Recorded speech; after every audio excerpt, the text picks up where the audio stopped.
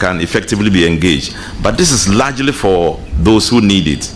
And for government organizations, it will be backed by policy direction, meaning that there will be a certain compelling factor for some state public organizations to operate within that 24 hours. But for private people, it's a choice you can make.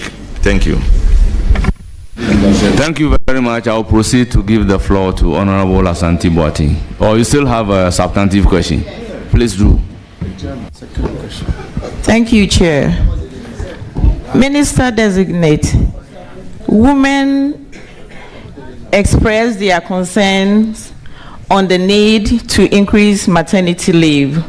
What are your intentions when giving the nod in respect of this subject matter? Thank you. Thank you, Chair. This is a very, very important area, and I think it deserves further discussions, but I support it as a person. I support the affirmative action law, which we just passed. I worked very hard to contribute to it.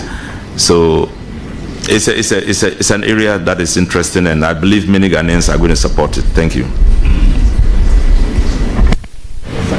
Any further question? Please, your last question, if this is not a follow-up. Thank you, Chair. Minister-designate, what plans do you have to make the National Service Scheme more attractive in terms of the allowances and job content? Thank you, Chair. I wish the National Service Scheme was under my direct care, but it's not. But I have an overall task of ensuring that the Ghanaian worker is properly engaged, and by the dictate of the Constitution, Article 24(1), it tells that we should ensure the safety, health, and fair conditions for every worker. So I think that it is on that grounds I will support any direction that will help increase the allowance of Ghanaian civil, national service workers. Thank you, Chair. I'm done. Thank you. A follow-up on the national service. Yes. But let me place this on record that it is now National Service Authority. We have passed the law. It's okay. The floor to Honorable Kwaku Asante Boateng. Thank you, Honorable Chair. Congratulations, my brother, for your nomination. And I want to put this on record that there's one appointment that I personally am happy and comfortable with, because all in gathered here, most of us here, about 70%, may not be able to handle that ministry. Handling Ministry of Employment and Labor Relations require some specific personality. But you look at the composure of my brother, Honorable Pelpuo, his comportment ever since I've known him in this house. It takes somebody like him to handle labor matters. Like previously in the MPP government, we saw that of Honorable Ignatius Bafo Awua. And I must say that if you don't have that comportment and temperament and character, you will not be able to handle that ministry. So I believe the president was very careful, and it's a good nomination. I must say that in selecting you to the labor ministry. And looking at your background, I have the belief that you have all that it takes to handle the ministry. But My first question, Honorable Chair. If you look at Section 13 of the Civil Service Act, 1993, the ministry that you're going to handle, you're supposed to initiate, but if I have the indulgence of the chairman, I may read. Chairman, I want to read a quote from the session. Go ahead. Initiate and formulate policies taking into account the needs and aspirations of the people. That's A, 13A. B, undertake development planning in consultation with the National Development Planning Commission. And C, which is critical, coordinate, monitor, and evaluate the efficiency and effectiveness of the performance of the sector. All of us know that looking at the working force in government sector, we have about 688 employees. But we also realize that there's low productivity. But if you go further, one of your key or critical issues as a function is to ensure fair and equitable wages and salary for employees of all sectors in the economy. In the light of low productivity, even some are advocating that we may have to even reduce. Honorable Asante Boating, your question, please. How do you, in the context of low productivity of the public sector, try and ensure that there's fair and equitable wages for the sector? Looking at the low productivity of the sector at well, how do you superimpose the two?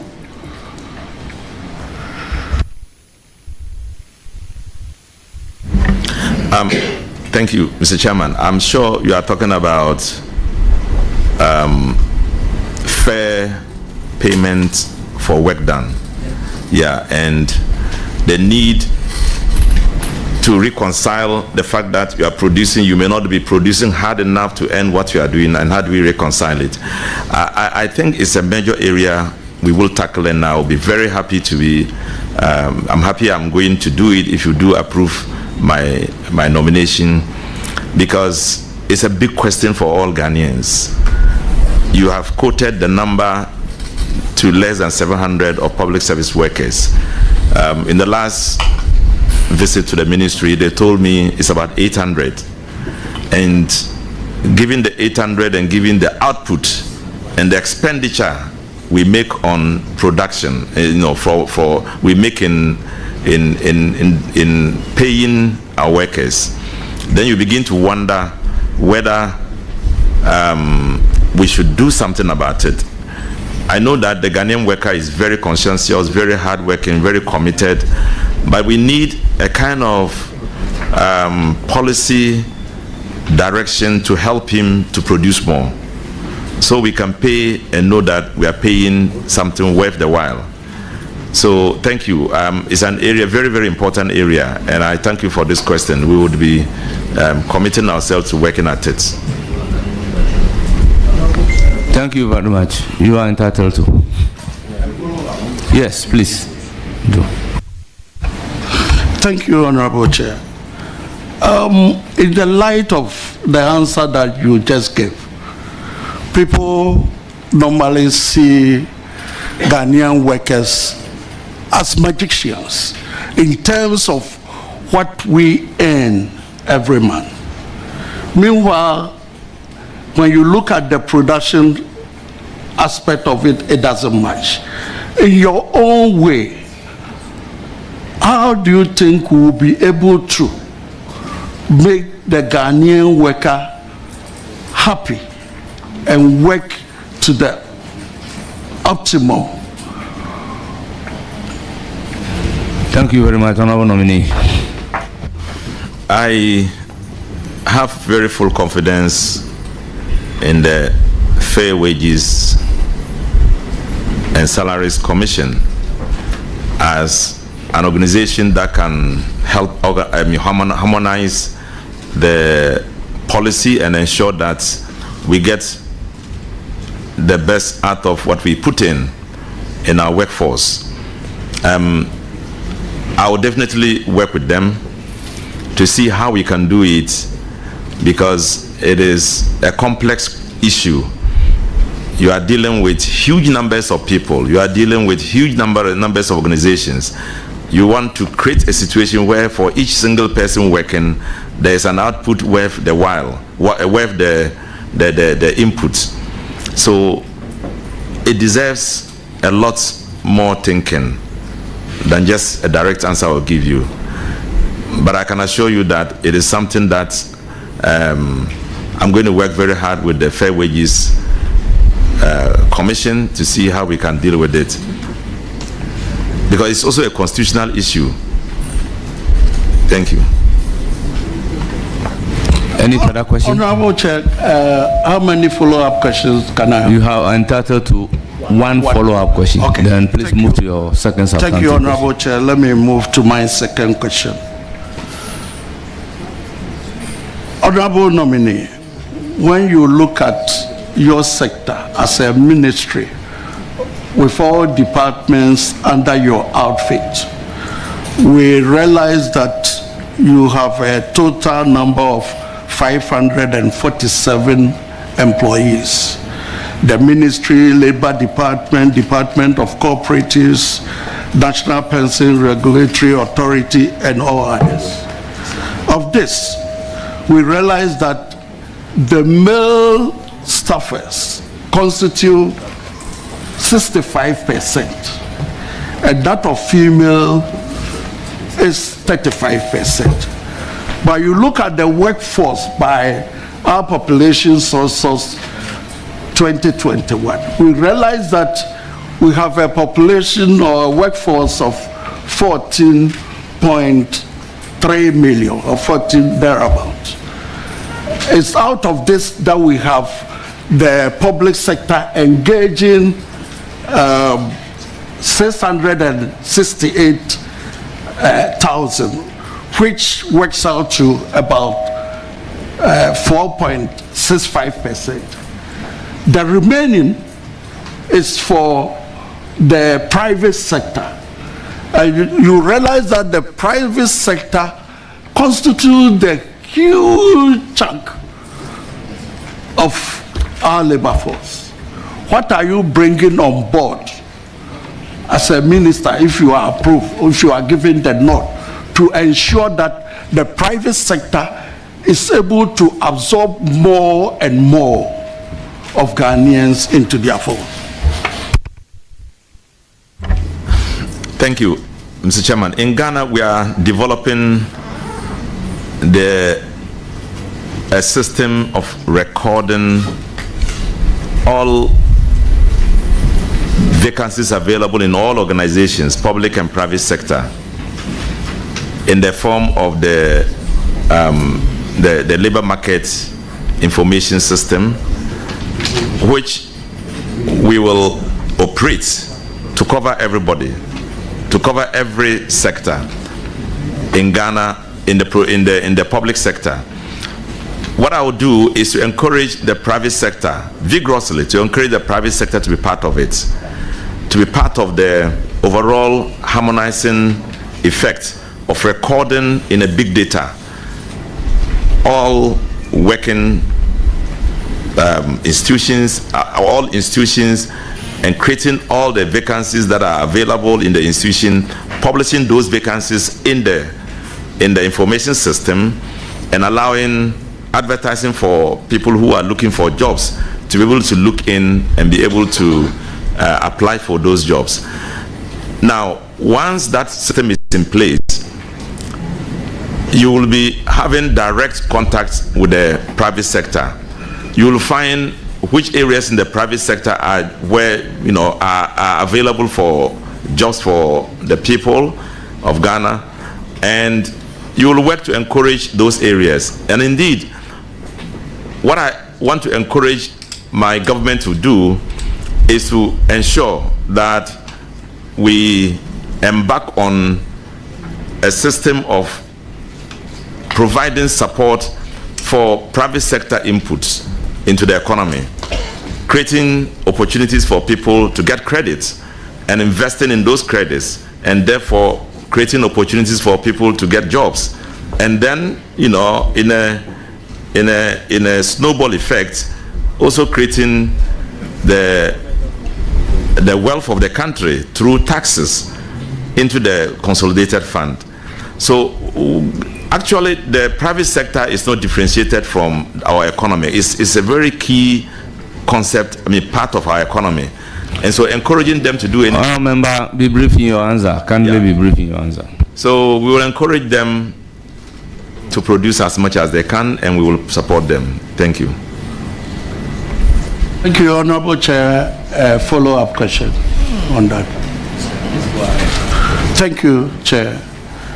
As a follow-up question to that, I gave you the numbers with regards to employees within your outfit, which is a total of 5,647. And the indications are 65-35 in proportion, male, female. But when you look at the population census, we are almost the 2021 census indicate that female are 15.6 million and males 15.2, almost 50-50. How do you ensure that you create that balance between male and female employees within your outfit and all over Ghana? I believe the women here are listening to you and your wife. Honourable Member, I will allow that question, but treat it as a substantive question. The gender balance.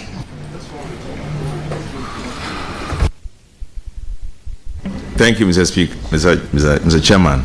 Mr. Chairman, this is something we have taken care of in our manifesto, and we call it leveling up, creating a balance between female, male, youth, adult, creating an avenue for all of them to be involved, and creating equity in job creation and in employment avenues. Thank you, Mr. Chairman.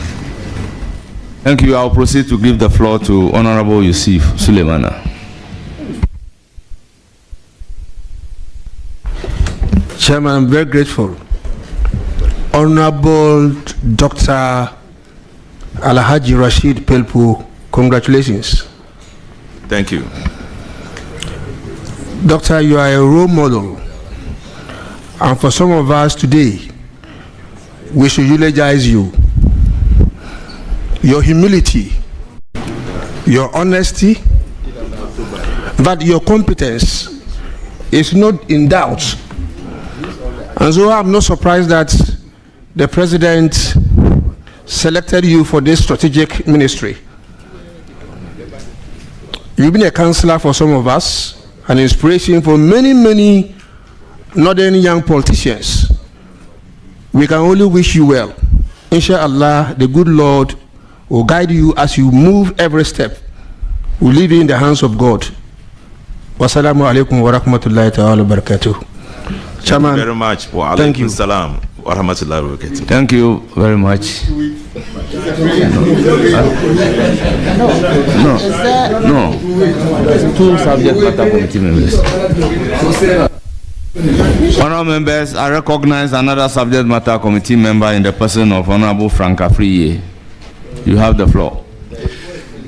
Chairman, I'm so grateful, and with your leave, let me congratulate and wish my senior brother all the best.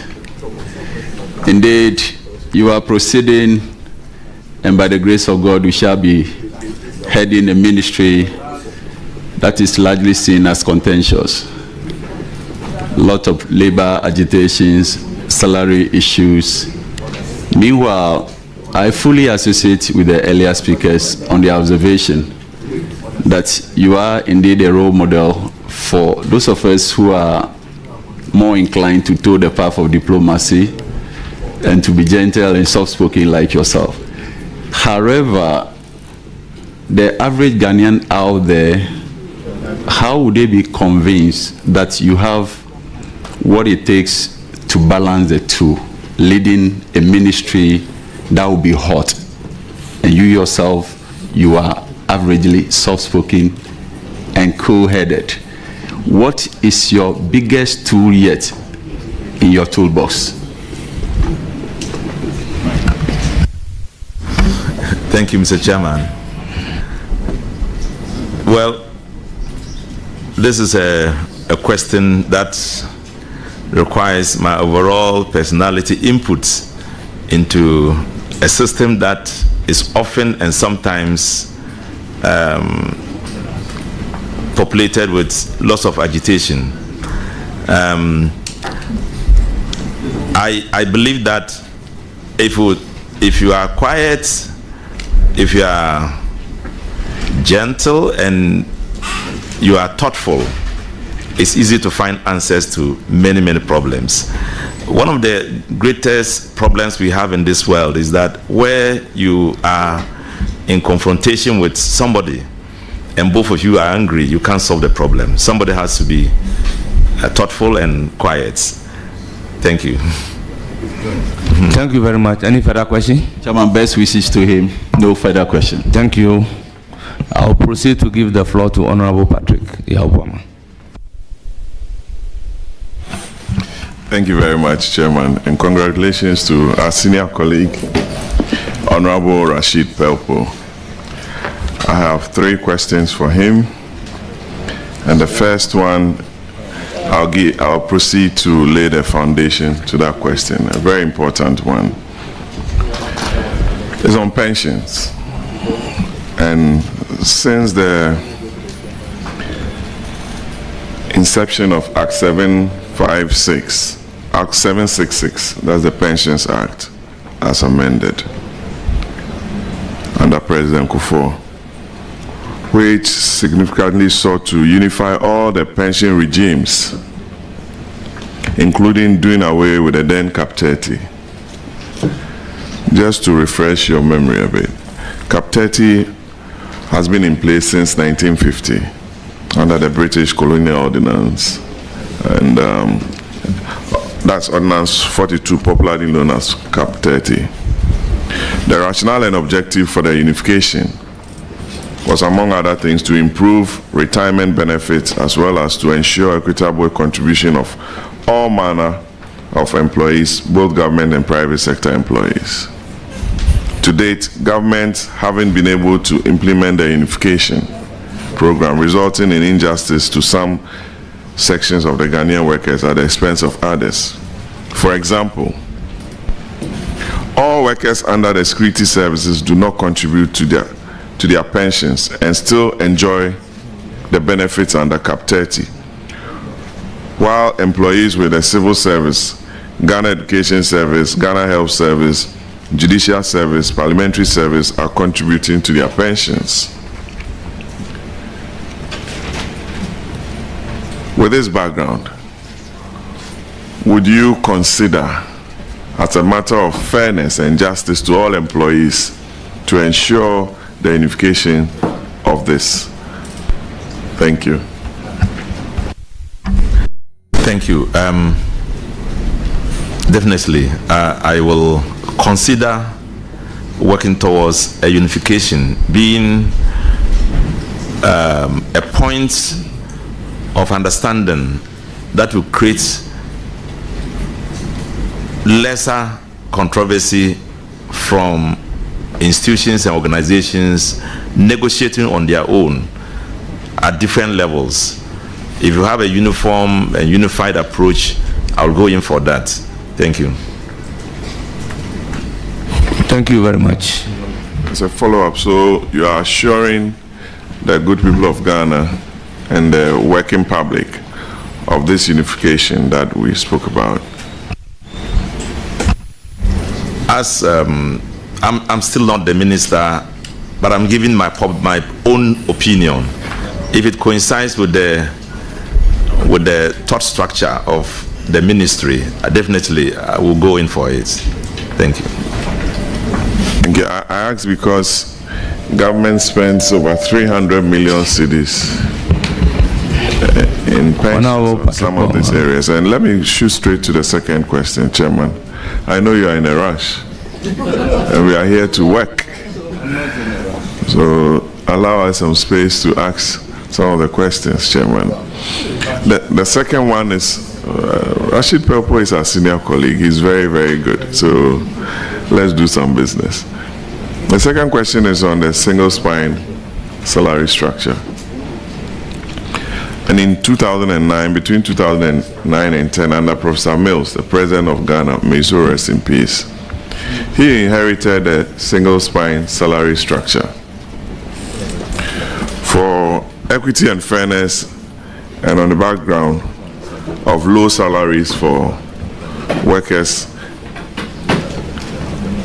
for some reason, some services such as the judicial service, audit service, the GRA have opted out of the single spine salary structure, leading to agitations from other services, particularly the civil and local government service, who went on strike so many times in 2024 because of this. I don't know if you recall. What is the NDC government going to do with regards to the new salary structure being demanded by CLOSAC, and whether or not you grant same for them? Thank you very much. I know that this is one of the key areas of concern and still under negotiation, the review of the single spine salary scheme. And I would plead for your support. I will join my colleague Ghanaians who are within the space of the labor industry, so we can finally get to a point when a review can take place, so we can have a satisfactory response from the NDC government to the many questions posed in that request for review. Thank you. Thank you. I don't have any follow-up on that, but I'll go on and ask my last question. Honorable Giselle wants me to finish my question, but I don't know what the problem is. It's on Act 651. I'm sure you are familiar with it, the Labor Act. And some employees suffer all forms of harassment and violence at workplaces. And I would want you to tell Ghanaians some of the gaps within Act 651, especially on harassment and violence at workplaces. You hear some big private sector players beating their employees, women complaining here and there at workplaces. What are some of the gaps reading through Act 651 that you've identified, that you'll be sending a proposal to Cabinet for a review of this very important act? Thank you very much. Mr. Chairman, Act 651, the Labor Act, is the overall definition of our approach to labor. These issues he has mentioned are not gaps in that act. What it is our inability to implement fully the directives, the legal instruments that are found in that act. But I understand that because of changing effects of labor workplace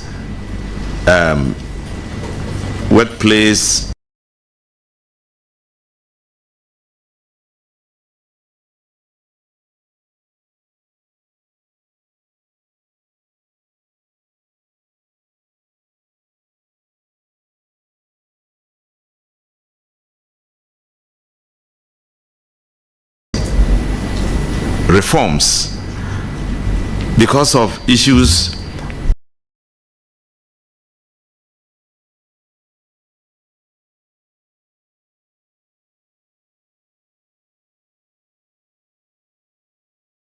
about technology coming into our work life, and etc., etc., there will be the need to look at it again.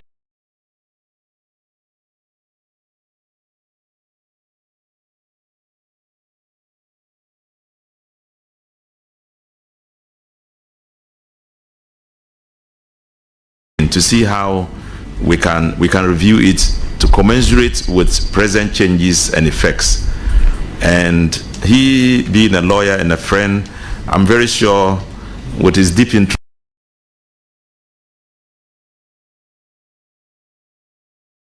in it, he will be a key person we can target to produce, to get resource, as a resource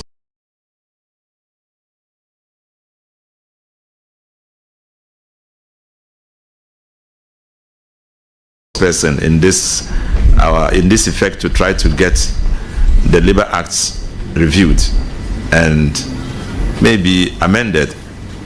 Thank you.